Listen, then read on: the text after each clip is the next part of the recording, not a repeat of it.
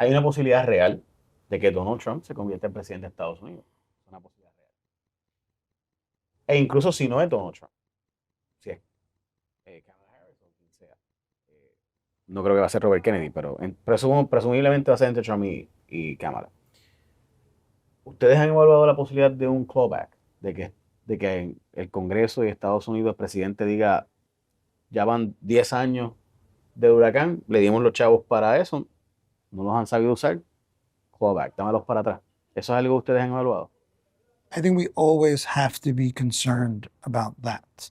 And we cannot, that's why it's so important to obligate the funds and to spend the funds. It is harder to claw back funds when contracts have been signed, right? Things are moving. But if the money's been sitting there for years, you don't have to worry about the president. You have Congress can act, right? There's all kinds of things. So yeah, it is something that's very concerned. That's why I think the pace needs to get sped up. And fairness, again, it's not I'm blaming everyone because there were, right? You had Maria, you had earthquakes, you had COVID that slowed things down. And But those actually, it was approved in 2020, not 2017. So yeah.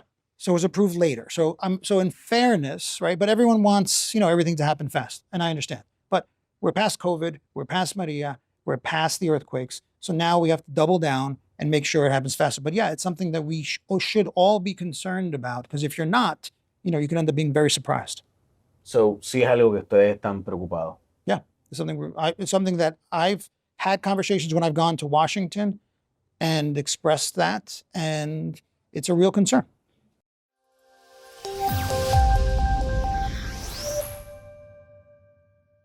Robert Mojica, ¿cómo está? Todo bien, todo bien. Qué bueno. I know it's going to be a conversation in English, pero my questions, mis preguntas van a ser en español, él va a contestar en inglés y le vamos a poner los subtítulos para que pues todo lo entendamos y demás. Ok, short statement. Yo leí el libro Detroit Resurrected. En ese libro habla de la quiebra de Detroit, que es lo más parecido a Puerto Rico, aunque es 5 veces menos grande que la de Puerto Rico. Y el juez en ese caso, el juez de quiebras, plantea que su visión tenía que ser que Detroit fuera un lugar vivible. Porque si Detroit se convertía en un lugar inhóspito, pues la gente se iba a ir. Y si la gente se va, pues no cobran los bonistas, no cobran los consultores, no cobran los vecinos, no mejoran su calidad de vida. O sea, si la gente no tiene calidad de vida, se van. Y si emigran, pues simplemente no hay para pagar, en ese caso Service Corporation, que era el equivalente a Cofina, etcétera. Eso es algo que ustedes toman en consideración a la hora de tomar las decisiones, que Puerto Rico sea un lugar vivible.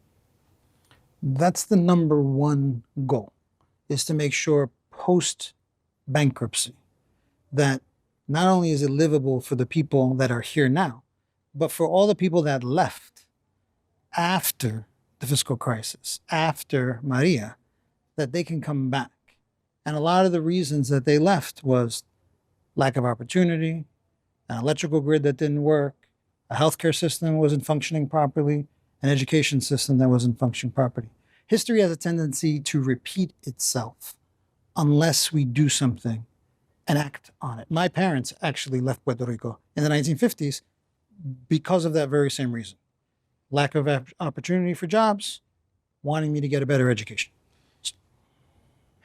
El problema es que eso que usted está diciendo es cierto, pero no ha mejorado en los pasados 10 años. O sea, el sistema médico va en deterioro, el sistema de educación va en deterioro, las condiciones de vida y el costo de vida de Puerto Rico está bien alto.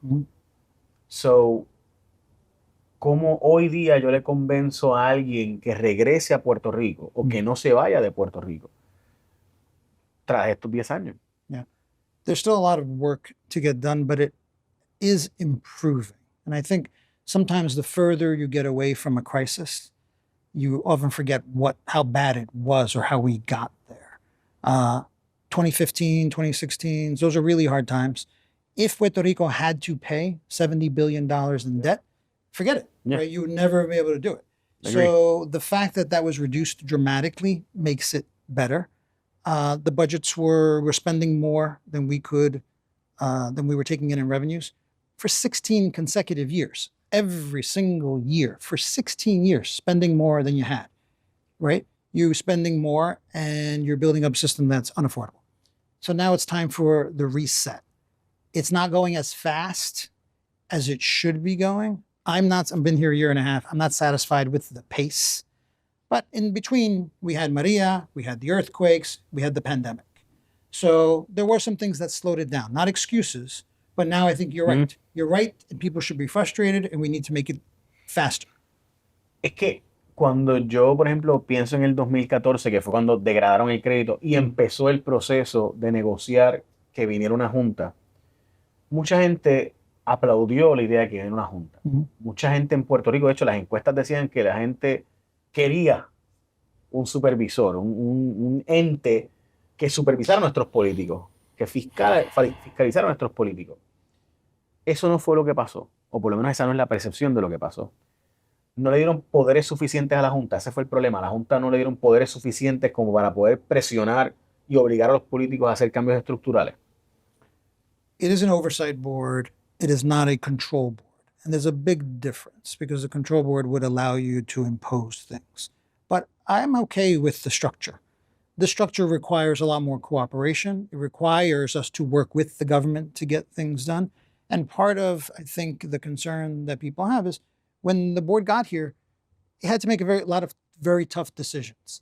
Decisions that the political class did not want to make, which is why we ended up in bankruptcy. So a lot of those tough decisions, though, now are behind us, the toughest decisions. Now the economy is improving, and now it's time to look forward. How do we make investments in healthcare, in education? How do we improve the quality of the energy grid? Got to remember what happened in 2014. PREPA went bankrupt, right? So it was a long time ago, and there were a lot of issues there. So it is difficult to fix decades of mismanagement in a short amount of time, but that's our responsibility. It's my responsibility, and I have to make sure it happens. Ok, sin duda el 2014, cuando empezó el proceso de la, ¿verdad? Empezó, no, porque el proceso de la quiebra empezó mucho antes, ¿verdad? El 2014 fue cuando colapsó, después de que Barnes publica en el 2016, en agosto del 2013, perdón, en agosto del 2013 publican que las finanzas de Puerto Rico colapsarían y que especialmente el sistema de retiro junto con energía eléctrica era insolvente, insalvable, básicamente. Y 6 meses después, el crédito de Puerto Rico colapsó, se degradó a chatarra. Y la Autoridad de Energía Eléctrica no tenía dinero ni siquiera para pagar el combustible de ese... o sea, hubiera pagado Puerto Rico porque no había forma de pagar el combustible. A ese nivel de mal estábamos. Agree. Pero eso implicó que 10 años después no se le dio mantenimiento al sistema por esos 10 años. So, el sistema se deterioró dramáticamente. Y uno no percibe que se esté arreglando con la proporción de deterioro que pasó después por los huracanes, terremotos y pandemia. ¿Cuándo vamos a ver un speed process? O sea, un proceso rápido. Porque es que el sistema está simplemente demasiado deteriorado. Yeah. The board was focused on the bankruptcies in the beginning. When it comes to the energy transformation, the structure had to be put in place. You know, the private operators weren't put in place until a couple of years ago. Before that, PREPA was still running it up until you had the private operators. Now, there's not a sense the urgency that needs to be there. I agree that we need to speed it up. And it needs to happen faster. We have $16 billion in federal dollars, but that $16 billion has not been spent, nowhere near where it should have been spent by now. So the board has taken, the government was running this, and they are. We're taking a more active role in bringing the parties together to find out what are the holdups, how do we speed this up? I don't have a lot of patience for things taking a very long time. So for me, I don't see this moving fast enough and I don't see the urgency. But the urgency requires federal partners. It requires LUMA's cooperation, PREPA's cooperation, Core 3's cooperation. It requires the Fortaleza, everyone in the same room all the time, making this happen. I don't believe that has happened so far, but we're going to make sure that it happens going forward. ¿Cuándo? I started my first meeting of bringing everyone together was 2 weeks ago. We're having meetings with everyone at least once a month And before that, we'll have meetings in between. There are timelines of how long it's going to take. We're going to publish those, make them so everyone could see them. I'm not happy with those timelines. I want to see how we can speed them up. I'm not an engineer, so I don't know necessarily Yeah, but how. you're a project manager. But, So right. So I can, but I'm going to get in there and we're going to try to, see how we can make this happen because people deserve more. no, es que mi preocupación es que hubo mucha gente, incluyéndome, que hablamos, bueno, va a haber una esperanza de que esto va a mejorar porque viene un tutor, viene un supervisor y además los fondos que se han aprobado van a permitir mejorar. Voy a plantear esto y me dice si mi assessment es incorrecto. Mi impresión es que el gobierno federal sabe que la población de Puerto Rico va a bajar. Lo que queremos es que sea un soft landing, o sea, que sea como la economía. Queremos que la inflación pues vaya bajando sin que cause una recesión, right? Y lo mismo pasa con nuestra economía. O sea, mi impresión es que Estados Unidos sabe que nuestra población va a continuar una emigración, que va a continuar un envejecimiento de la población, pero que eso sea un soft landing, que sea un proceso más lento que el proceso que teníamos hace 10 años, donde emigraron decenas y cientos de miles de un cantazo. Estoy equivocado en que ese es el assessment federal. Esa es la forma en que los federales ven que Puerto Rico, el futuro de Puerto Rico es así. I'm not sure if they're looking at it that way. I think we all have to look at it that way. I have a saying in my office that every war is won before it's even begun. You have to know where you're going, where things are heading, and then prepare yourself to where you think it's going to go. So you're right. The federal funds are going to fade away. They're going to go away. Right now, $10 billion flowing through the economy makes Puerto Rico's economy look a lot better than it would look without those funds. That's going to go away. We know that the population is decreasing. That's going to happen. So knowing all these things, are we doing the things to prepare so that we have a growing economy with opportunity when that happens? That is what we all have to think about.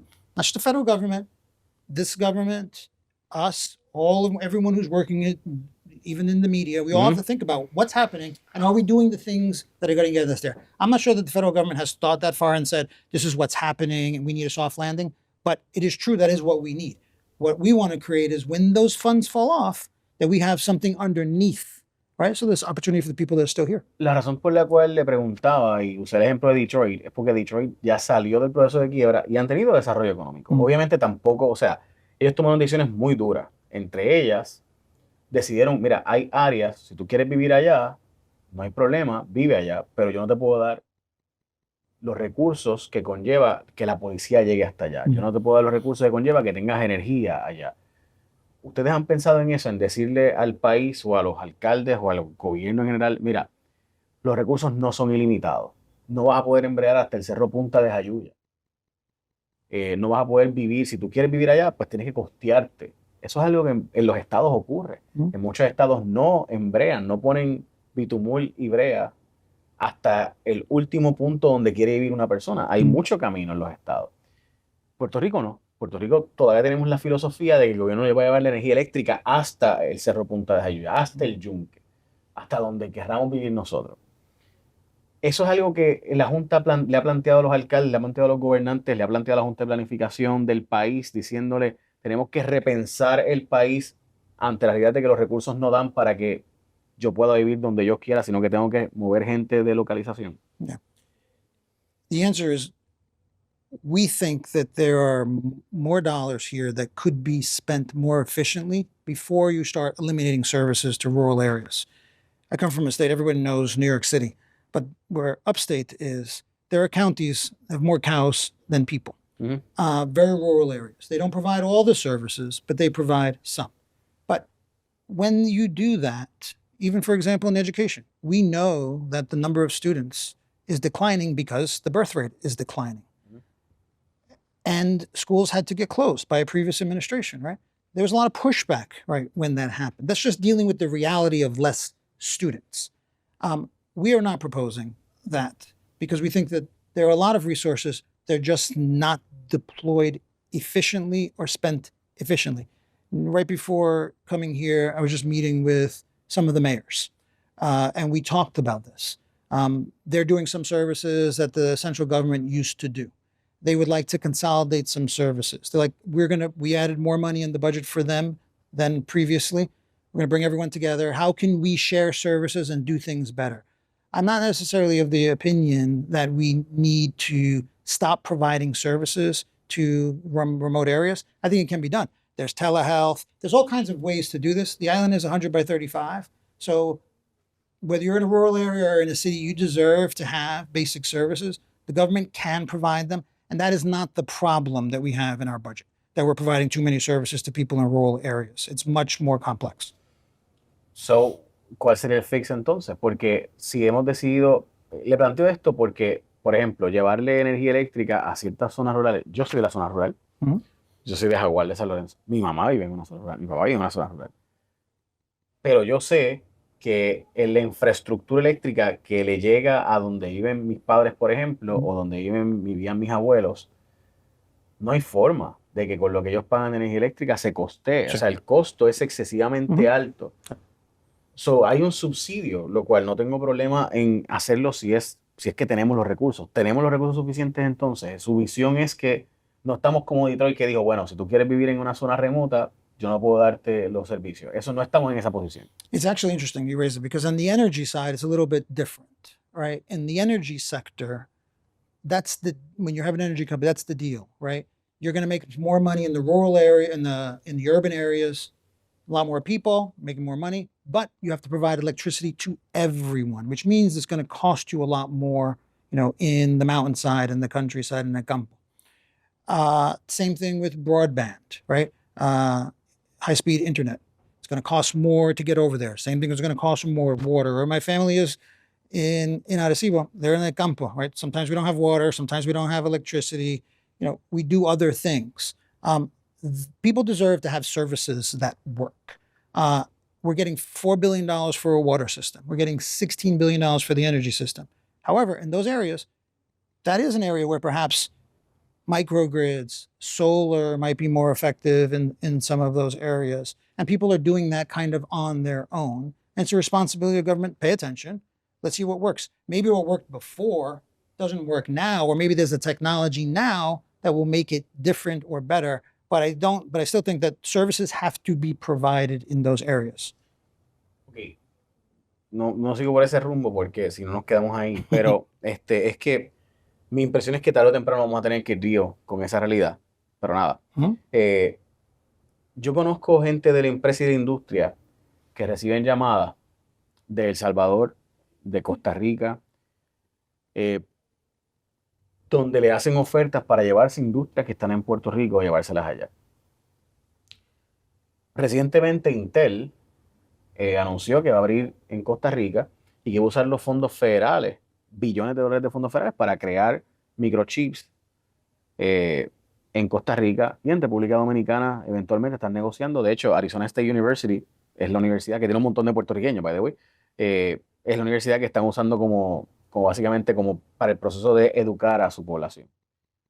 ¿Por qué Puerto Rico no está siendo considerado? I think they are now. And remember when that was first announced, right? And there was concern that Puerto Rico was not part of it. The CHIPS program is a new program, and I'm advocating in Washington. And I know I've talked to the Commerce Department, and they were looking at, Puerto Rico as a potential site. I know those deals are very complicated, and there are a lot of resources at them. Right before I came here, I did a chip fab plant in upstate New York. So they're very complicated. They require a lot of local resources. I don't know the exact details of it, but to the beginning of your question, Puerto Rico should be a place where people can locate. Part of that is we need to show them that we have a power grid that's working. We need to show them that we have a population that's educated, right? And you're going to have the workforce. Hay más de 200 billones de dólares que el gobierno federal sacó para esto y están usándolos para irse en el nearshoring, y no a nosotros, no a Puerto Rico. La Junta ha planteado cabildear, contratar personal, porque ante los cientos de millones de dólares que de alguna forma u otra la Junta ha utilizado, apenas se ha utilizado para desarrollo económico. Han planteado esa posibilidad real, o sea, de empezar a cabildear en Washington para traer estas empresas y creen su propio grid con estos fondos federales, porque si el sistema eléctrico es el problema, pues puedes utilizar estos fondos para que creen su propio sistema eléctrico. Yeah. Most of these projects, as I know, they come from the company picks the site, right? And then the federal government joins the project. But the answer is yes. As soon as I saw those stories, I called, want to see what's going on. Not as we shouldn't do those projects, but how do we bring that here? Is there something that we could do? And as far as the board and economic development, the most of the board's time has been spent on the bankruptcy. Mhm. The bankruptcy has been everything, right? And it's 30 cents of every dollar being spent on debt. Now it's down to 6 or 7. But the future is what you said. We want to have a soft landing. Now's the time to focus on economic development. What do we need to do to have a soft landing? We are working on that now. We want to work on it with whoever the board can't do it. We can't impose it. Who the next governor is going to be. We want to work with them on both providing resources, right, and a plan that can pass through different administrations. Because economic development should not be a partisan issue. It should not be this party, that party. It's all the people of Puerto Rico. So we'll do the foundation and provide resources for it, but we need a plan working with the next governor. Se ha planteado que parte del problema es que la energía eléctrica en Puerto Rico es muy costosa para ese tipo de fábricas, que son fábricas súper intensas en consumo energético, especialmente los centros de cómputo utilizan una cantidad de energía absurda, especialmente el AI. Y se dice que Microsoft está planteando que probablemente para ellos poder hacer centros de cómputo tengan que utilizar energía nuclear. Es un reactor pequeño nuclear, no energía nuclear tradicional, al lado de estas plantas para ellos mismos dar energía, o sea, ellos mismos suplirse su propia energía. Eso es algo que la Junta ha visualizado, la posibilidad de energía nuclear en Puerto Rico. We have not looked at that, but we do know that as the economies change, the amount of power that is needed for new industries and technologies is increasing exponentially. So we have to make sure that that grid works. We also have to make sure there are businesses in Puerto Rico that during the hurricane, right, never lost power because they had their own microgrids, they had their own things. So there are things that can be done to attract businesses and show them. But you're right, the cost of power is going to be a huge factor going forward. But when we talk to businesses, what I'm hearing, right, that's not the number one reason that, on the list of things. Human capital, the people, those are some of the things. Living in a place where there's potential hurricanes, but more because of the resiliency more than the cost of power. So it is a factor, and it's something that we have to address, which is why, in the Title III courts on the energy side, right, we're saying that the people of Puerto Rico cannot pay, anything more. North Carolina también tiene huracanes, ¿verdad? No como nosotros, y allí tienen un triángulo bien eficiente, ¿no? ¿Verdad? Y es una zona industrial emergente, creciente y vibrante, donde yo envidio, honestamente, me encantaría tener lo que ellos tienen. De ahí sale el que quizás es el problema del plan de integrado de recursos. Quizás es un problema que necesitamos diversificar nuestra fuente de energía, incluyendo energía nuclear. Yo no soy un árbol que tiene energía nuclear, pero si Microsoft está planteando que ese es el único futuro que ellos prevén para el alto consumo energético que este tipo de planta y de servidores requiere, maybe we have to go there. Yeah. Eso no podemos hacerlo después de que el mundo lo haga, porque entonces estamos tarde al party. Diverse fuel sources is important. How you can get there in the most efficient way is very important. That's why we have PREB, right, who makes these decisions, right? And if there are proposals, right, PREB should evaluate them, but we have not. Ok, el negociado de energía precisamente es la entidad que, PREB, es la entidad que usted, ¿verdad?, menciona. Sí. Hay una demanda ahora y quiero hablar de la demanda ahora, pero antes de llegar a la demanda y medición neta, me gustaría tener, antes de llegar ahí, la siguiente conversación. Yo sé que ustedes están peleando con los bonistas para reducir lo más posible el pago de la deuda de energía eléctrica. Y eso, pues, yo creo que la Junta está peleando, o sea, esa pelea la ha dado la Junta. Yo he sido de los pocos advocates públicos a favor de la Junta en ese tema. Sin embargo, al haber perdido el caso recientemente del circuito de apelaciones, pareciera ser como que la situación es mucho más compleja. ¿Cuánto más complejo es lo que ustedes están previendo que vamos a tener que pagar? Pues estaba planteando un aumento para pagar pensiones, que es parte bien importante, más la deuda de energía eléctrica. O sea, ambas cosas, estamos hablando de un aumento más o menos de 15% de la factura. Si hay que hacerlo más para cumplir con lo nuevo que está planteando el circuito de apelaciones de Boston tras los bonistas haber ganado, sobre todo los monolines, la aseguradora, pues es un escenario de un aumento que no hace sostenible al país, honestamente, energéticamente. ¿Cuál es el escenario? So the pensions are actually almost double what the debt is that we're doing right now. It's about over $4 billion. We're at about 2.5, 2.6 billion. The First Circuit decision makes it more complex, but our position is still the same because our position is based on how much do we think the people of Puerto Rico can pay more. And it goes back to what you said earlier. You have a population with a median income, right, in mid 20s. They can't afford to pay any more. We already pay among the highest in electricity. So our position as a result of the First Circuit doesn't change. We still don't think that the people of Puerto Rico can pay more. That is why we're still going to be in court. And, and the bondholders have, as a result of that decision, right, are now, claiming that they're back to how much, they are originally owed. So I think this is going to potentially take longer than we have originally anticipated, but the board is in the same position. We have not changed how much we think the people of Puerto Rico can afford to pay. ¿Cuánto tiempo más la negociación va a tomar después de esta decisión del circuito de apelaciones? So right now the court said all hearings are delayed until the beginning of September. We're in mediation right now. I'm going to be in mediation in the next few days. And we'll see what happens there. If there's a deal, could happen as early as September. But realistically, with the positions that the bondholders are taking, Next year. Could be next year. ¿Han planteado la posibilidad de ir al Supremo Federal o esa decisión se tomó ya de que no? I don't think we've really discussed that. Yeah. ¿Es una posibilidad? And how would you envision that even happening? Bueno, pues la decisión del circuito de apelaciones, llevarla al Tribunal Supremo para plantear básicamente el escenario de que no hay un lien de donde ellos puedan cobrar. Yeah.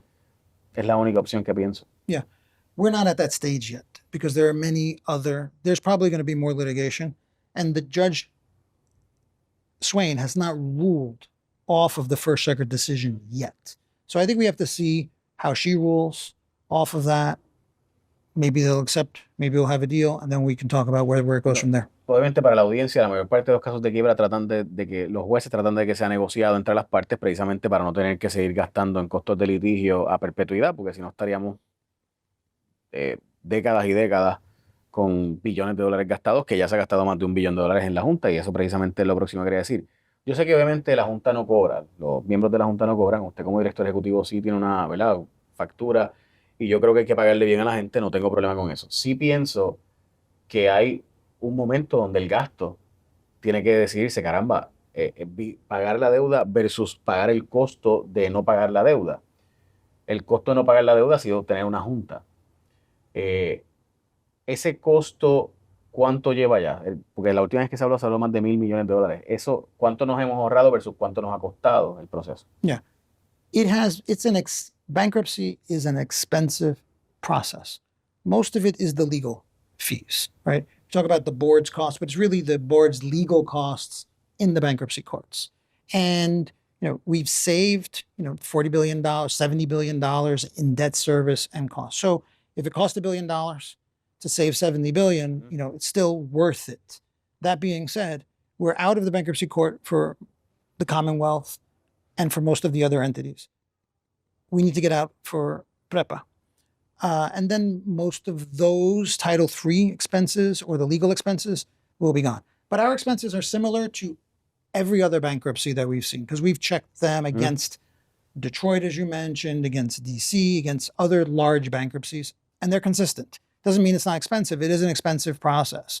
But what was more expensive is to have to pay back all the debt that they did. Okay. De acuerdo, pero ¿cuánto es demasiado? Yeah.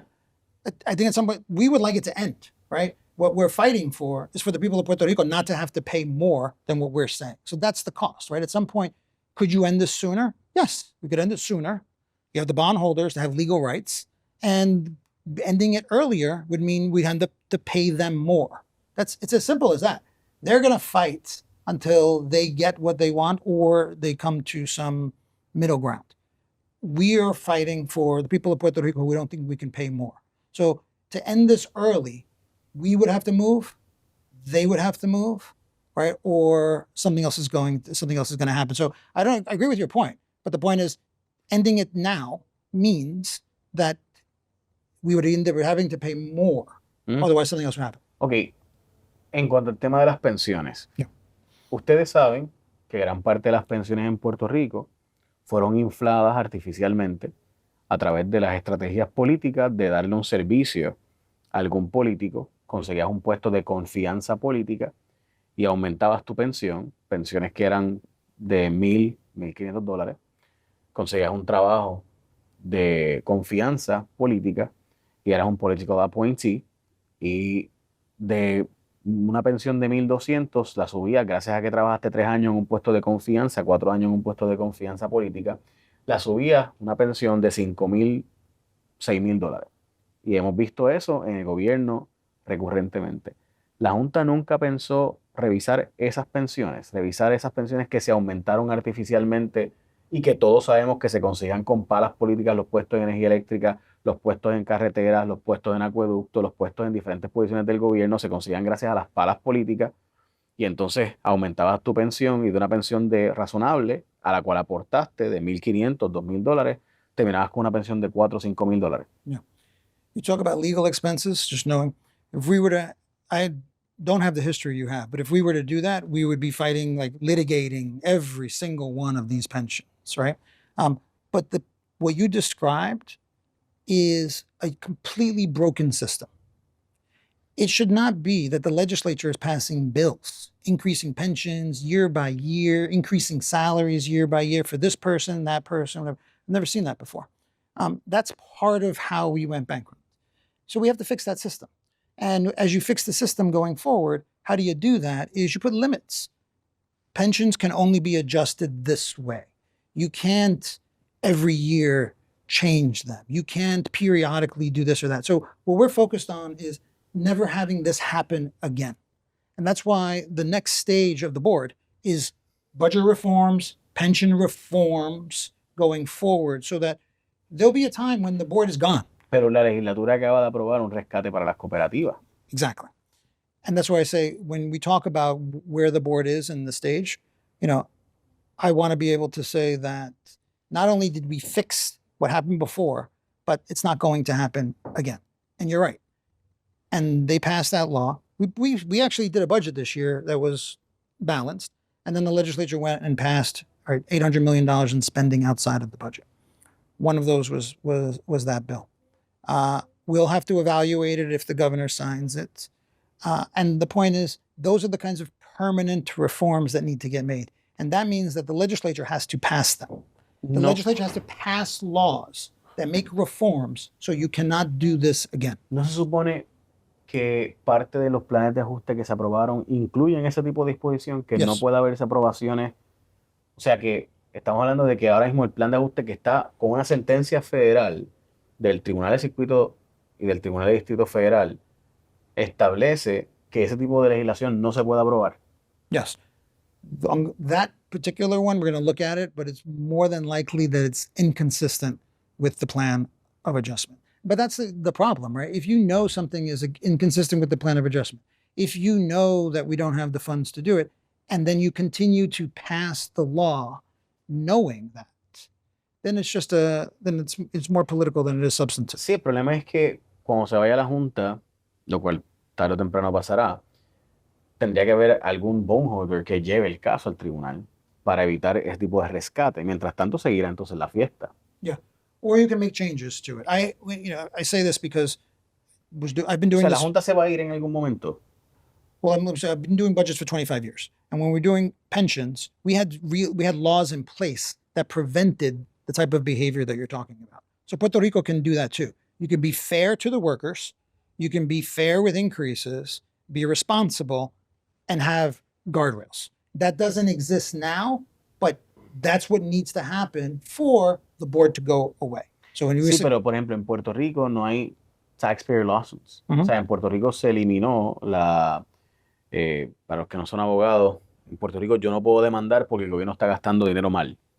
nosotros no podemos hacer eso, ¿verdad? Taxpayer lawsuits en Puerto Rico no se pueden hacer, en los estados, en otros lugares se hacen y se cuestionan ciertos gastos, solamente la cláusula de imposición de alguna religión sí lo permite. O sea, la única vez que se ha permitido una demanda es porque ¿verdad? Se violó una cláusula de la Constitución y ahí sí puedo cuestionar un gasto. En ese caso fue darle dinero a unas iglesias o unos colegios católicos. Eh, Eso pues no se puede hacer en Puerto Rico por esa decisión. El problema es que si no hay nadie con legitimación activa, si yo no puedo llevar la demanda, ni ningún ciudadano puede llevar una demanda porque el gobierno está gastando al garete, pues, y los bonistas siguen cobrando, pues no va a llevar el caso. That's a very interesting point that you make. And now thinking about it, what you could do is you create a successor entity post the board and give them that right. You create of people of Puerto Rico, people who have been put on this thing, and they have the ability to file a claim. Now, Algo parecido a la Junta de Nueva York hoy día, que es una junta anual. there are post bankruptcies, there are often entities that still are around, and they're allowed to do certain things, review the books, transparency, and they, in this instance, could do this type of thing. Because if you're saying that once the board leaves, no one has the ability to do it unless a bondholder does it, maybe you can give someone else. It could be an elected controller or something, right? But maybe you should give someone else the ability to do a taxpayer lawsuit to maintain this. Eso es algo que se ha discutido, la Junta ha discutido con el gobierno para buscar la forma de implementar el que algún auditor permanente que No. nos... No, I'm saying it the first time here because No. your question is an interesting question and it actually makes sense. What we have talked about is, you know, Bueno, should there le be a voy a dar un ejemplo de Yeah. por qué Yeah. hago la pregunta. Yeah. Yo recientemente leí y escuché gente planteando vamos a reducir el IVU. Pero eso está ignorado. O sea, eso está mortgaged. O sea, eso está hipotecado. Ujú. Y eso no se puede hacer, a menos que los bonistas acuerden que así se haga. Entonces, mi impresión es que ningún bonista va a querer reabrir esa deuda, a menos que haya una situación de cataclisma, donde pues puedan cambiarlo por impuesto a la propiedad o algo por el estilo. So, mi punto es, en esa discusión, mañana los legisladores bajan el IVU, por así decirlo, y ningún bonista lo lleva porque ellos siguen cobrando. Mientras tanto, ¿quién pone la casa en orden? Si no, o sea, ¿quién supervisa eso? We haven't spoken about what's going to happen after, but we've looked at models of what happens after. And there could be local entities where you have someone who's a good government, a watchdog group, someone who has the ability to do that. The problem in Puerto Rico is the same problem that many other states have, Mhm. many other municipalities have, right? Mhm. You want to provide, spend a lot of money, and have the lowest taxes. And eventually that doesn't match up. There can be, when you relook at how you want to reframe government post board, you could do that. You could put someone in place that has the responsibility of making sure that it's being managed responsibly. Y quiero cruzar al médico y regresar entonces ahora sí a la demanda. Usted es puertorriqueño, de Arecibo. Sus papás fueron a Estados Unidos y regresaron. Mis papás también en Chicago. Y yo vivo aterrado con que a mami le dé un derrame cerebral. O que a papi tenga un accidente de tránsito. Porque vivimos en el país de la medicina del contacto, donde no hay neurocirujano, donde no hay especialista. Y a menos que tú tengas una pala, un contacto, no hay quien te cuide. Y aún los multimillonarios Ley 22 que se han mudado a Puerto Rico, si tienen un accidente de tránsito, van a ir a centro médico, porque no se pueden montar en un avión e irse a Johns Hopkins, que es lo que hacen gran parte de ellos, con un avión privado y arrancan para Johns Hopkins para atender sus cosas médicas o a Cleveland Clinic. La Junta se ha negado al famoso 4% a los médicos, con lo cual yo estoy de acuerdo. Aquí había un abuso de especialidades que no hacían falta y se le dio a un montón de gente que iban a seguir haciendo su práctica en Puerto Rico, no iban a emigrar y se abusó de algo que es una buena herramienta. Si se hubiera usado correctamente, deberíamos tenerla todavía disponible, pero la usamos al garete. Como siempre, cogimos la herramienta, la dimos a todo el mundo, en vez de a quienes deberíamos dársela, que son profesionales en ciertas disciplinas que sí nos hacen falta. So, dicho eso, para que se entienda que no soy team, vamos a dársela a todo el mundo, fiesta! Tampoco es así. Pero ¿han ustedes pensado reabrir opciones como esa o dar algún tipo de subsidio a la Universidad de Puerto Rico para que tráeme estos profesionales y yo voy a pagar los costos a cambio de que regresen a Puerto Rico estos especialistas, porque honestamente es aterrador enfermarse en un lugar donde las citas médicas están para un año, para 9 meses, etcétera.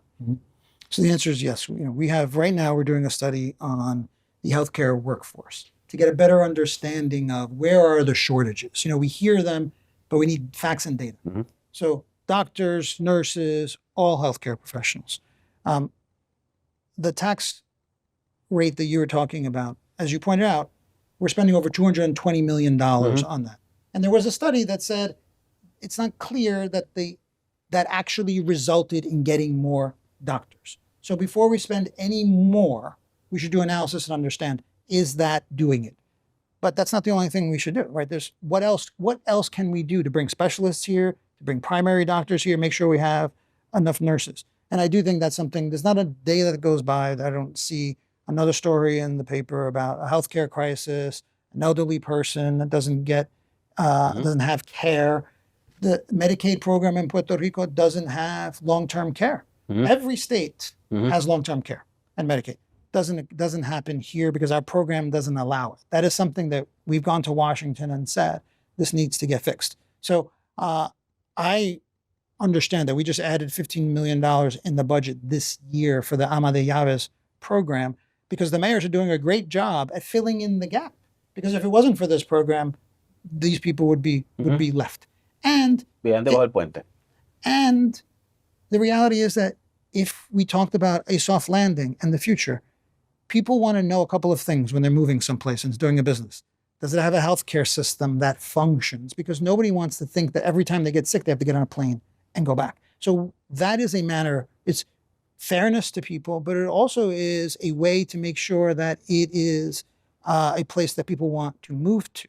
There's, hospitals that are... Le voy a dar varios ejemplos. Yeah. Por ejemplo, cosas que la Junta pudiera hacer mañana. Por ejemplo, hay un problema de capitation. Yeah. Hay un problema real de capitation donde tienes médicos que atienden 40 personas el miércoles porque cobran lo mismo si atienden 100 personas un día o la distribuyen por la semana 20 personas por día en vez de 100 personas el mismo día. Y estoy dando una exageración para que se entienda el punto. El punto es que se cobra lo mismo por cantidad de vida. And I know you know, pero estoy hablando para la gente que no sabe, ¿verdad? Este problema de capitation es un problema real, 1. 2, es un problema real también el que tenemos médicos que se oponen a que entre otro médico a esa red y la Junta detuvo, by the way, esa legislación, con lo cual yo honestamente no entendí, porque hay un problema real de médicos que detienen, o sea, la red debería ser abierta para que todos los especialistas puedan entrar a todos los planes médicos. En Puerto Rico hay algunos médicos que te dicen, yo te doy este contrato, pero no puedes contratarte a otro competidor mío. Lo que hace eso es que entonces evita que entren otros médicos a poder dar el servicio. Y eso es una locura, pero ocurre aquí, o sea, eso ocurre. También hay problema de los planes médicos que hemos hablado anteriormente muchísimas veces.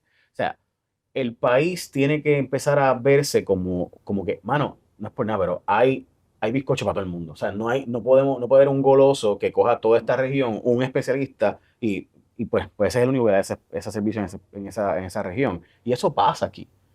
¿Cuándo vamos a cambiarlo? Porque es que, de nuevo, o sea, si usted tiene familia aquí, sabe lo que está pasando. Yeah. The opportunity to do it is now. And you're absolutely right to shine a light on this.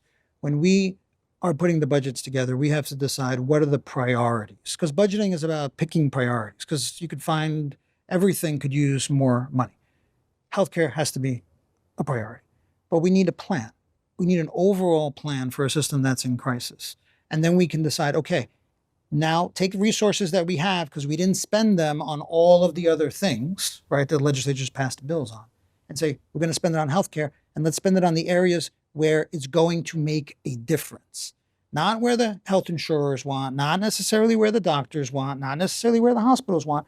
Put them all in the room together with the experts and say, what we have this amount of money. Should it go into capitation rates? Should we do this? Should we do that? That has to happen this year. This year we have to have it. Also, in 27, the Medicaid plan expires and we have to go for reauthorization. We need to start showing that we're making our own investments and this is where we need the additional resources to improve the system. And that would be our goal. So We need to start that this year. We need to get a plan together this year. We need to invest some resources this year. And then we need to have a plan so that when we all can go together, this is not a partisan issue. It shouldn't be Democrat, Republican, it should not be blue party, red party. This is about what can we do to improve the healthcare system in Puerto Rico. So the thing that you're seeing in your family is the same thing I see in my family here. ¿Cuándo pudiéramos hablar de nuevo para ver que tenemos un plan in place sobre esto? Yeah. Porque el problema es que, de nuevo, yo he escuchado muchas veces propuestas, pero bien poca ejecución. Yeah. Por no decir que ninguna. O sea, recientemente se habló de traer un médico cardiotoráxico, ¿no? Y el 4% no se le podía dar, así que Yeah. decidió no venir a Puerto Rico. Y finalmente sí, o sea, llegó, etcétera, pero se plantean que esos especialistas, es que la Junta no lo permite. ¿Esa es la verdad? No. O sea, la Junta pudiera permitir caso a caso personas que sean cierto tipo de especialistas, por ejemplo. We actually approved a law specifically for cardiovascular surgeons recently because there was only like 4 or 5 cardiovascular surgeons. Mhm. And we did, and we approved it. And I was told that if you did this, we're going to get 12, 13 cardiologists are going to come here. Okay. So last time I checked on this, one came. Yeah. One came, right? So it's not true because we did do it, Mhm. and look what happened, right? All these promises didn't happen. When do we want to do this? This year. And your point about a plan, yeah, part of this was I found the plan on how to fix the healthcare system in Puerto Rico from 2006. Great plan. Vanderbilt University was part of the study. Nothing ever happened, no execution. So you're right. I want to bring all the parties together. That's the only way to do this, right? With the next administration, bring them together. Let's talk about this in real terms. Doctors, say we don't get paid. Hospitals say the plans don't pay us. The plans say the hospitals are, coding wrong. Okay, bring them all into the room. Okay, then let's come up with a plan. Hombre, And then let's do it déjame this explicar year. lo de coding porque esto no, la traducción no se va a entender. Ok, cuando un plan médico, o perdón, cuando un hospital o un médico le da un servicio a usted lleva su plan médico, en la facturación médica, por eso se estudia facturación médica, ¿verdad? Pues en la facturación usted le pone un código. ¿Qué pasa? Que alguna gente va por un catarro y le chequean la próstata. Y entonces le cobran como si hubiera un chequeo urológico cuando realmente la persona fue por un catarro. ¿Y por qué se hace eso? Es un fraude. Se han acusado criminalmente a personas en Puerto Rico. Esto pasa en los Estados Unidos también, por si acaso. Puerto Rico se opuso a crear el MMIS por mucho tiempo, que es el sistema para fiscalizar eso. Finalmente se implementó para el 2020, pero aún así ha habido casos. Y entonces se hacen upcoding, o sea, tú llegas a una sala de emergencia para una cosita o para algo que pudiste haber hecho una urgencia y termina siendo un procedimiento médico extremadamente severo. Realmente no te hicieron nada de eso, te hicieron por encima para facturar, para cobrar. Y eso es un problema serio que tenemos en Puerto Rico y hace que, sí, los planes médicos son un negocio, quieren hacer chavos, no hay duda, quieren pagar lo menos posible, no hay duda, pero también es un problema de que, pues, pasa con mi caso, yo le he explicado esto a mucha gente. Yo usé un medicamento para bajar de peso y pues de repente yo lo usaba para diabetes, pero de repente se convirtió en para... entonces el plan médico me lo tiene que cubrir. Entonces, pues, es un problema de que, ok, si se lo doy allí y de repente gente que tiene que llevar 3 libritas, 5 libritas, 10 libritas porque tiene una boda, pues le dieron el medicamento a todo el mundo. Pues entonces llega un punto en que pues el plan médico puede cubrirlo o realmente es un asunto, ¿me entiendes? O sea, ese es el problema. Y el problema es mucho más complejo que meramente cambiar los planes médicos, hacer un sistema de salud universal. O sea, hay un montón de complejidades. Ojalá fuera tan fácil como cambiarlo a un sistema de salud universal y ya. Ojalá fuera así. No, la vida no es así. Pero nada, dicho eso, quiero hacerle 2 preguntas sobre este tema y termino. Número 1, se ha planteado que pudiéramos reabrir parte de la deuda para renegociar cosas. Por ejemplo, hablaba de Cofina. Yo llevo un tiempo diciendo que si Puerto Rico quisiera renegociar parte de la deuda, tenía que cambiar un impuesto por otro. Por ejemplo, en los Estados Unidos, el impuesto de los estados es el impuesto a la propiedad, no es el impuesto al ingreso, las planillas, porque como las planillas federales son tan altos, el impuesto al ingreso federal es tan alto, pues los estados tratan de bajar el impuesto al ingreso subiendo el impuesto a la propiedad y el impuesto al consumo. ¿Es eso una posibilidad que Puerto Rico vea para fomentar el trabajo, reabrir, por ejemplo, el acuerdo de los GOs para reducir el impuesto del ingreso al trabajo, el impuesto al trabajo, para cambiarlo por un impuesto a la propiedad, por Yeah. ejemplo. Yeah. This is why when we talk about individual taxes, it's complicated. You need to talk about all of the taxes. If it is something in the plan of adjustment, you can lower a tax, but if you don't replace it with another revenue source, then you're going to have to cut spending, right? What you're saying is we can switch one tax for another tax. Can we do that? So we can do that as long as that tax is not specifically in the plan of adjustment. For example, the sales tax. The sales tax specifically goes. So the sales tax can be reduced a slight amount, but most of it goes to the bondholders. That you would not be able to do unless you opened up the plan of adjustment and had the court approve it. But other taxes, we can. Como por ejemplo la crudita. ¿Es un impuesto que pudiéramos revisar? Yes, you could change it. You just have to find its money. So you'd have to find either another revenue source or show me where you're going to cut spending, right? And that's the challenge. It's always, we can cut any tax and you can cut them by as much as you want, but you also show me where you're going to cut the spending. No, o sea, fuera del IBU, fuera del sales tax, los demás no están específicamente o específicamente colateralizados a la deuda. I think the sales tax is the biggest one that's tied to the bonds. Yeah. O sea, por ejemplo, las planillas pudiéramos reducirlas. Yeah, you could lower them. Pero tienes que buscar la forma de bajar el gasto o sustituir ese ingreso. You could do both. Sí, por eso. Pero, o sea, pues es que lo que pasa es que esto es una discusión que hemos tenido varias veces con los secretarios de Hacienda, donde se plantea reducir las planillas y lo que se dice, bueno, pues de dónde van a salir los ingresos porque está atado está pignorado a la deuda. O sea que no necesariamente está pignorado a la deuda todos los impuestos.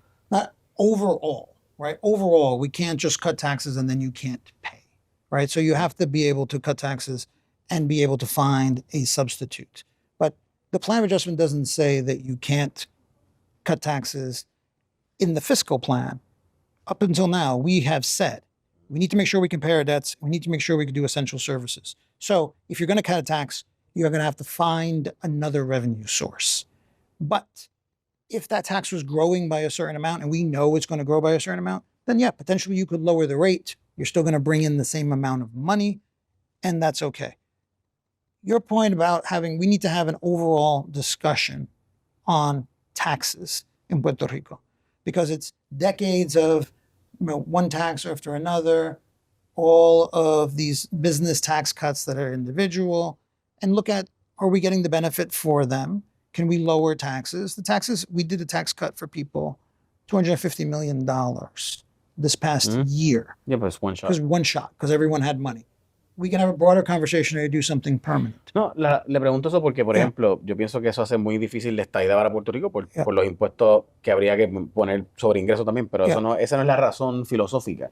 Mi posición es que si no hacemos a Puerto Rico un lugar atractivo para que la gente se quede o regrese, pues no hay crecimiento económico posible. Entonces, si los taxes son tan altos, nosotros tenemos el tax rate más alto básicamente en corporaciones de los estados, o sea, incluso básicamente de los más altos del mundo, aunque es nómino y no es la práctica, no es la tasa efectiva, el effective tax rate es otro, pero en el papel está en los 30 y tantos %. So, ¿qué empresa ve a Puerto Rico y dice, yo estoy loco por irme para allá porque voy a pagar los impuestos más altos del mundo? Más el costo energético de los más altos también. The biggest challenge is going to be the discipline on spending. When I cut taxes before. When we cut taxes, we controlled spending and we said no spending above 2%. And then we cut taxes. So if the government wants to cut taxes, you have to have discipline on the spending side. What happened from 2000 to 2016 is taxes were reduced sometimes and the spending never was reduced. And that's how you go bankrupt. So we can cut taxes, but then you have to go and say, right, is there enough money so that we can do all the spending that we need in the healthcare space, in the education space, and the servicing, right, everywhere, right, in all of the services. But there's also a way to move taxes around. Personal income taxes in Puerto Rico are not distributed well. At $60,000, you pay the highest tax rate. In other places, it's more progressive. Those are things that we should all look at. There are businesses that have 4% tax rates, and there are other businesses in Puerto Rico that have 30% tax rates. That's also something that we could revisit. And it also has to come down to, but you have to look at the numbers, look at the math. What is going to be the impact on the overall budget, not just in 1 year, but over the next 5 years or over the next 10 years. And that's one of the things that I found in Puerto Rico wasn't happening. People weren't looking at the long-term impacts of the fiscal decisions that you make. Ok, en cuanto al tema de la demanda que están llevando ahora sobre la medición neta, mi impresión es que, o sea, yo entiendo la posición de la Junta. Ujú. Si yo le compro energía eléctrica a AES, me sale a 8 centavos el kilovatio hora. Si se la compro a Ecoeléctrica, me sale a 10 centavos el kilovatio hora. Si se la compro a las placas solares de Jay Fonseca, me sale a 26 centavos el kilovatio hora. So, ¿por qué yo le voy a pagar a Jay 26 centavos en un crédito cuando se lo puedo comprar a AES en 8 centavos? I get that. Lo que pasa es que el servicio eléctrico de Puerto Rico está extremadamente vulnerable y no me dan herramientas a mí, otra herramienta que no sea yo buscar la manera de defenderme ante la realidad de que las fluctuaciones de Luma, las fluctuaciones de Genera, pues mi operación depende básicamente de todo el tiempo de tener energía y ahora mismo no puedo tener de otra manera energía. ¿Por qué ir en contra de la medición neta? Cuando realmente todavía el sistema eléctrico no está lo suficientemente robusto y solamente tenemos 5% básicamente de generación de energía renovable. Yeah. Just start to clarify. We are not opposed to net metering, period. Not opposed to net metering. What we are opposed to is not allowing the independent regulator entity that was given this responsibility to evaluate the program and make a decision about the program. It doesn't matter what decision they make. But if we start, I was reading through why PREPA went bankrupt. Political interference, special interest interference, decisions made not based on the policies and best interests of everyone in Puerto Rico. So they created this independent regulator, PREB, in order to do evaluations and make decisions. And now you have people, that 16 cents that you talk about ends up going to finance those systems that are very expensive. And when you take into account the financing, those systems cost double, if not triple, what the actual cost, all in financing dollars. Okay, so all we're saying is have an open discussion, make sure everyone understands the program, let PREB make their own decision. PREB will likely continue the program. But what we shouldn't have is special interests getting involved and saying we're going to change the law for the next 5 years, and then 5 years is going to come, then we're going to change it again for another 5 years. Because remember, every single one of these, we're locked in for 20 years. And what we don't want is 5 years from now, 10 years from now, you look back, why did we make that decision when we knew that this was going to happen? Now, should anything change now? I agree with you. 3,000 to 4,000, you'll hear me say this, I've said it, 3,000 to 4,000 rooftop solar systems a month being installed, great. All those people will be resilient, great.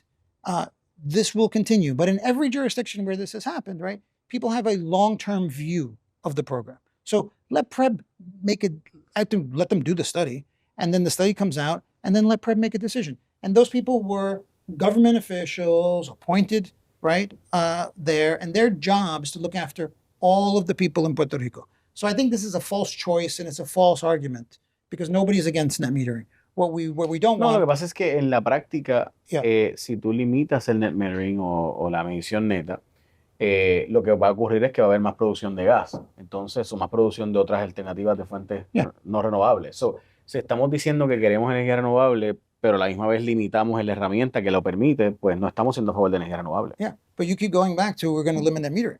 I'm not advocating for limiting net metering at all. I'm actually advocating for, you need to have this conversation then with the heads of PREP. They don't speak to us. They don't speak to anybody, actually. Okay. For some reason. So, but they are the ones that need. So I'm actually not advocating for a reduction. What I'm advocating for is data, transparency, and making the decisions based on that. But I'm not advocating for it to be eliminated. There might be a point in the future where someone wants to make a change to the program, but that's not what's Sí, happening no, si today. estuviéramos en 25%, por ejemplo, o lo que había dicho el gobernador Rosselló, que era 40%, que es la política pública, I understand that. Pero estamos en 5%. Entonces, yo honestamente no, es la parte donde me cuesta ver la demanda por eso, porque yo entiendo. O sea, pero el resultado es Yeah. ese. El resultado es que básicamente al invalidar la ley, queda sin disponibilidad de ley ahora mismo. Quedaríamos entonces sin esa ley extendiendo el proceso. So, ¿qué pasaría entonces? Vamos a suponer mañana se elimina la ley. ¿Qué ocurre el día después? Nothing. So if the law goes away tomorrow, net metering stays exactly as it is. Everyone who has contracts continues with their contracts, and anyone who wants a new contract can get a new contract if that law goes away. That is important for everyone to understand. ¿No The- es una preocupación de la Junta de que mientras más gente se salga o tenga su propio sistema energético, más probable es que haya que reducir el pago de la deuda de los bonistas y por tanto más difícil sea llegar a un acuerdo? No, because we're already set. We've already said this is how much the people of Puerto Rico can afford. What I am concerned about is in the future, PREPA doesn't have enough money to fix the grid that you say needs to get fixed, that everyone says needs to get fixed. Because the federal money is not going to be sufficient to do everything that needs to get done. So what I'm concerned about is you lock something in place and then PREPA doesn't have the resources that they need. Because PREPA only gets the resources from one place, increasing rates. Ya. Okay? So that is why PREB is so important. And PREB's statute was specifically drafted for them to look out these issues. So again, I'm not saying that anything needs to happen today. I'm not saying anything needs to happen at all. If Act 10 goes away tomorrow, absolutely nothing happens. But PREB, what does happen is PREB regains their authority to regulate this issue amongst a bunch of other issues. Ok. Podríamos hablar un rato más, pero tengo dos preguntas más y con esto terminamos. La primera es, en el caso de... Hay una leyenda urbana, me gustaría saber si es cierto o falsa. Esta leyenda urbana dice que la razón por la cual Luma existe es porque el Congreso y la Junta así lo exigen. Que había que privatizar el sistema eléctrico de Puerto Rico porque así lo exigió la Junta y así lo exigió el Congreso. ¿Eso es verdad? I have not heard that urban legend. My understanding of it was previous governors talked about you have a failing utility that not necessarily the people that are there today, but before hadn't invested, went bankrupt. How do we fix it? The model that occurs in most other places is there are private operators. And that was a decision by the government. It was a decision by the governor's office. No They hubo took that presión del position. Congreso. Up I'm to not- your knowledge. Not to my knowledge. I'm not aware of any No pressure hubo from presión Congress. sobre la Junta para presionar al gobierno de que viniera un operador privado. My because I wasn't here, right? So I had to find out. My I guess you understanding. asked. Well, I did, and I asked, and I did. But then you We evaluated. you heard before the urban legend then. There were multiples. No, I knew that people were asking about this.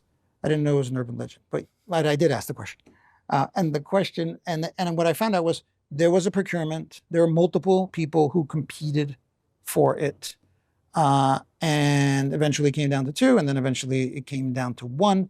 The government is the one who picked that operator, and we approved it because we had to approve it. And we do believe that having a private operator is better than what the alternative was. And we know that the alternative failed the people of Puerto Rico, for sure. The alternative that was in place failed the people of Puerto Rico. You didn't invest in the system, rates hadn't been changed, and the system eventually collapsed. So this is where we landed because this is the model that has had success. Por si acaso, yo creo que todo el país sabe que lo que teníamos fracasó. Ujú. Lo que pasa es que, y esto fue algo que yo personalmente hablé con Noelia García, y no sé si llegué a hablarlo con usted alguna vez, Ujú. pero estoy seguro que lo hablé con la directora anterior de la Junta, en privado y le pregunté en público. Es que los empleados en Puerto Rico hacían falta porque esos empleados son la memoria histórica. Y eso suena bien cursi. Cheesy, actually. Pero es que esos empleados en Puerto Rico, el sistema es bien manual todavía porque estamos en los años 70. Y traímos gente que son ingenieros que saben un montón de Tesla. Pero nuestro sistema es un Datsun 210 del 1979. O sea, so it's not gonna work. Si traemos estos ingenieros de MIT, de Caltech y de Virginia Tech, pero nuestro sistema está en COBOL y ellos saben de Python. Yeah. So, nosotros estamos usando todavía Fortran. Yeah. Y tenemos, o sea, tenemos un montón de empleados que son los que saben bregar con Fortran y con estos equipos de los años 50 y 60. Y estamos trayendo gente bien sofisticada de Calgary y de Texas, pero que no dominan el tema de Puerto Rico, pues que tampoco han trabajado nunca en un sistema tropical lluvioso. Mhm.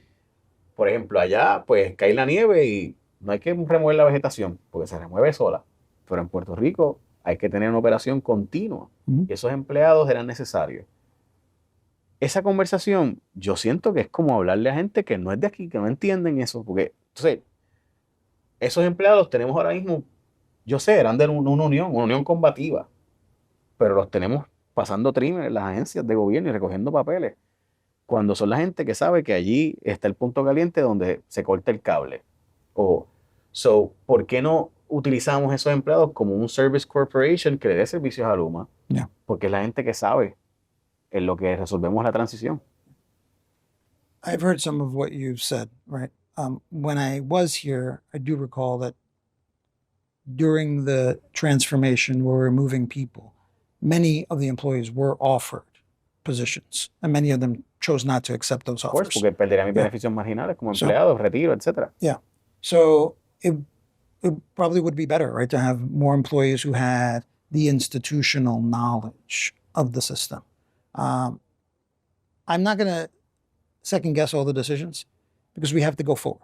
And that's why I said when I brought everyone together, pointing fingers at each other, right, is not going to get to a result. It's nice for later when you want to talk about it, but right now, how do we fix it? So if there is a solution regarding employees that exist, okay, if that helps, if you need more people, then let's work on. Pero alguien If tiene que there's a way to do presionar that. para que eso ocurra. Yes. Porque el problema es que si la Junta no lo presiona, ¿quién lo va a hacer? Yeah. That is why we're getting more involved, because there's a certain leadership that has to happen in bringing everyone together and saying, these are the problems. How do we solve them? We have so many people that can solve problems. We have people at the federal government who want to be helpful. We have people in Fortaleza that want to be helpful. I believe that the people in Prepa actually, right, want to be helpful because we want these lights to work for everyone. That's number one. Pero So how do we make it happen? es que hicimos una receta perfecta para el fracaso porque hasta traímos dos empresas que no tienen ninguna relación entre ellas, Atco y Quantas, y de repente le decimos merge. Eso no pasa, la gente no se une y dice, sí, voy a trabajar junto con mi competidor ahora porque, o sea, que creamos una receta perfecta para que fracasara. Entonces, el problema es que no hay nadie, creo yo. O sea, ahora mismo ya está una pelea interna entre ellos dos, donde Atco quiere unas copras, trabaja de una forma, Quantas trabaja de otra forma. Y perdona que le diga esto, ¿verdad? No pretendo que usted se meta a ese nivel, pero por ejemplo, Mario Hurtado quiere hacer una cosa, mientras que Juan Saga quiere otra cosa, y esa pelea interna institucional ha provocado que traigan empleados desde fuera a Puerto Rico que no dominan el tema de Puerto Rico. Entonces, ¿qué pasa? Eso es un problema porque no es lo mismo bregar con la topografía de Washington State que de New York State. O sea, no es lo mismo y tiene unas diferencias considerables. Y mi impresión es que lo que ellos tienen ese learning curve, no sé si el sistema eléctrico aguante todo ese tiempo en lo que ellos aprenden. Yeah. The alternative would be to start over, and I'm not sure that wouldn't O sea, also poco posible, result in yeah. like a big delay, right? So we're choosing between two bad options. How do we make this work? And it's not impossible. There are plenty of companies that are based in the States around the world that do business in Puerto Rico successfully, right? And they're not Puerto Rican companies, but they've managed to figure it out. These guys have to figure it out. They don't have an alternative, but somebody has to hold them accountable, and we need to be transparent, and we have to do O that. sea que sí es una exigencia de la Junta que siga el proceso de Luma. Sustituir a Luma para la Junta no sería una opción. I have not seen any viable alternative at this point, and it will set us back. So right now, this is what we have. O sea These que are the contracts we have. si un candidato a la gobernación dice vamos a echar para afuera el contrato de Luma, no tiene la aprobación de la Junta, por ejemplo. We'd have to look at what first of all, there has to be reasons to do it. And I think everyone should have, I'm not going to judge, right, any of the decisions. I think what we have to do, it's in the best interest of the people of Puerto Rico. Right now, there's $16 billion at stake. We don't want to restart a process with FEMA. We don't want to restart a process with anything. We have to figure out how to make this work. And if it's not working the way it is, how do we change it in order to make it work? That is where we need to. But also, there are performance requirements in Genera's contract, in Luma's contract, and those also need to be met. You know, one of the challenges, as long as we're in bankruptcy, some of those performance metrics don't kick in. because some of the performance metrics are tied to, right? We don't want to be in bankruptcy so we can move forward. The longer the bankruptcy take, the longer some of those things don't kick in. So I am going to say 100% things need to be moving faster. That means that the government needs to take a more active role, and we all need to work together to make it happen. So I think we can do it. So nos volvemos a reunir en 6 meses y vamos a tener una conversación diferente de las cosas que ya se hicieron y no las cosas que van a hacer. Yeah. I'll go back to one of your first questions. We're an oversight board, not a control board. And ese es el problema, que todo el mundo dice, pues, le toca a otro. But let me finish. Yeah. In 2017, the oversight board, right, wanted to move ahead, chief transformation officer for energy, right? That was rejected. We are going to now step in, right? I want to see how we can speed this up. I want transparency. I want everyone to see this is how much progress we have made.